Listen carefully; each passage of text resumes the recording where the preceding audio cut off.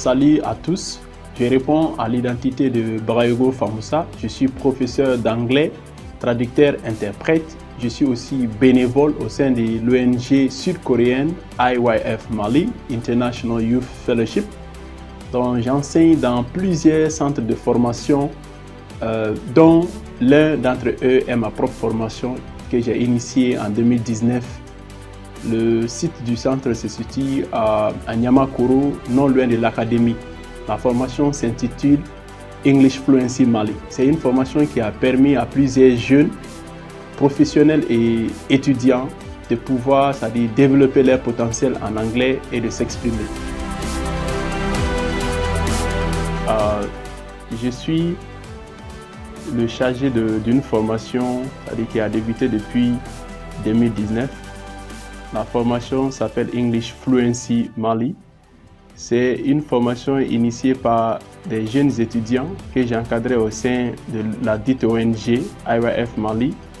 Donc, ce sont ces étudiants qui ont, c'est-à-dire, soulevé la nécessité de créer une formation, c'est-à-dire plus inclusive, plus pratique, pouvant leur permettre de développer leur potentiel en anglais. Donc, la formation depuis le début jusqu'à maintenant a encadré plusieurs étudiants et professionnels. Nous sommes à la 10e édition qui devrait débuter en fin août prochain. So, there are two main reasons for which I decided to be teacher. The first reason is that teaching is a good way for you to preserve your knowledge.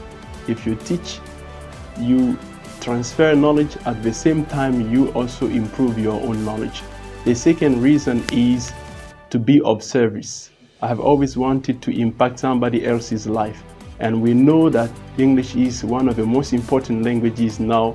So when you engage in the transfer of English, you're also helping people to improve their potentials in terms of commerce, in terms of international business. Donc, comme je l'avais tantôt dit, j'ai été inspiré par des étudiants même que j'ai encadrés au sein de l'ONG IYF Mali. Ce sont ces étudiants même qui m'ont poussé, c'est-à-dire ils ont formé un groupe pour venir, c'est-à-dire auprès de moi et exiger même que je les encadre spécialement. Donc l'idée est partie de là. Donc après eux, il y a plusieurs promotions, c'est-à-dire qui sont venues. Donc ainsi de suite au fil des années. Donc chaque 3 mois, on organise ces formations-là. Et c'est une formation de 3 mois, comme je l'ai dit, c'est-à-dire qui est sanctionnée par un test certifié. Et la formation est très pratique. Ça comprend les points, c'est-à-dire les plus saillants même de l'apprentissage de la langue, à savoir les 4 compétences, la lecture, l'écoute, la langue parlée et la conversation. Donc, depuis le début de ma carrière, bon, comme dans toute chose, il y a toujours des zones d'ombre. En ce qui concerne l'enseignement, bon, comme c'est un métier que j'aime beaucoup, c'est-à-dire je me suis donné à cœur joie à l'enseignement. Donc, je supporte toutes les difficultés. Nous savons que le pays a rencontré ces dernières années des difficultés en ce qui concerne l'enseignement, des années écourtées. Donc tout ça là, ça joue, ça impacte le professeur et puis les compétences et les performances académiques. Au-delà de ça, comme je l'ai dit, je suis aussi traducteur-interprète. Donc j'ai traduit pour certaines sociétés privées dans le passé. Donc le long de ces contrats, c'est-à-dire à durée déterminée, j'ai aussi traversé beaucoup de difficultés. Par exemple, en 2018-2017 comme ça, donc je travaille pour une société privée. Donc pendant ces contrats-là, on a eu beaucoup de difficultés parce que la société était une société de sous-traitance, c'est-à-dire qui travaille pour une multinationale. Donc le long de ça, la société, c'est-à-dire la direction n'avait pas vraiment pris à cœur, c'est-à-dire la mission qu'on lui avait confiée. Donc il le faisait, c'est-à-dire de façon tantôt bien, tantôt mal. Donc les travailleurs, les employés qui œuvraient pour eux ont beaucoup souffert à cause de ces attitudes-là.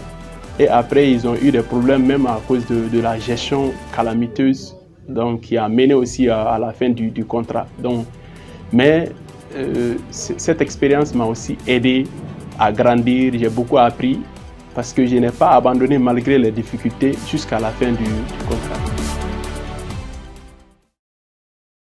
What I can say that youth can expect from me is impact, leadership, because I'm volunteer since 2017. I'm volunteering in a youth organization, and the main reason for which I decided to be a volunteer is to be able to influence somebody else's life. I know that if you are engaged in a youth organization, you are going to meet a lot of people from different walks of the society, and this then allows you to share and learn also from them.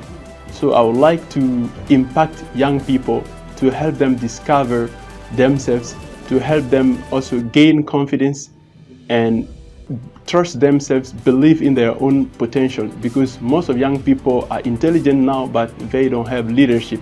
So I would like to bring leadership into them. Donc, lorsque je vois un élève parler l'anglais, ça m'émeut beaucoup, ça me donne beaucoup d'émotions, vraiment. Ça m'est venu, c'est-à-dire à quelques reprises, de constater lors de certains événements qu'il ose prendre la parole et s'exprimer en anglais. Il y a une fois, c'est-à-dire la Direction nationale de la jeunesse, DNJ, qui était venue à un événement. Donc il y a l'un de mes élèves qui a pris la parole. On lui a dit qu'il faisait une formation d'anglais, donc ça prouve devant les spectateurs qu'il a fait une formation d'anglais. Donc lors de la prise de parole, il s'est bien exprimé et à la fin même de son discours, certains ont demandé vraiment où est-ce que vous avez appris ça, est-ce que c'est ici que vous avez fait cette formation-là. Donc les gens étaient un peu vraiment surpris, étonnés de voir ça. Et certains aussi m'ont pointé du doigt comme étant son professeur. Donc ça m'a beaucoup marqué ces jours-là, ça m'a donné beaucoup d'émotions. Parce que c'est ça en fait l'objectif en vue. C'est-à-dire essayer de permettre à quelqu'un d'autre de découvrir son potentiel dans cette langue-là. Les projets que j'ai en vue, donc on a d'abord projet de création de centres de formation. Je voudrais initier un grand centre, parce que là où je suis maintenant, c'est un local, c'est le local d'une école privée. Donc je voudrais avoir un centre à mon propre nom, c'est-à-dire un local qui soit plus spacieux et qui puisse avoir plusieurs salles, donc pouvant me permettre d'encadrer des milliers, voire des centaines de jeunes. Donc je voudrais, au-delà de la formation, c'est-à-dire en anglais, faire partie aussi d'organisations de jeunesse, créer un pool d'organisations de jeunesse pour pouvoir essayer d'influencer la jeunesse malienne, pourquoi pas la jeunesse africaine. Donc pour me contacter, il y a deux voies. Ma première, vous pouvez me contacter via mon numéro Orange, parce que je n'ai qu'un numéro Orange, qui est le 70 39 66 77. La deuxième manière, c'est à travers mon adresse électronique fb.lgnews.com. Donc, lorsque vous me contacterez via l'une de ces deux voies, donc on peut rentrer en contact et puis je vais vous édifier en ce qui concerne tout ce qu'il faut pour pouvoir adhérer à nos formations.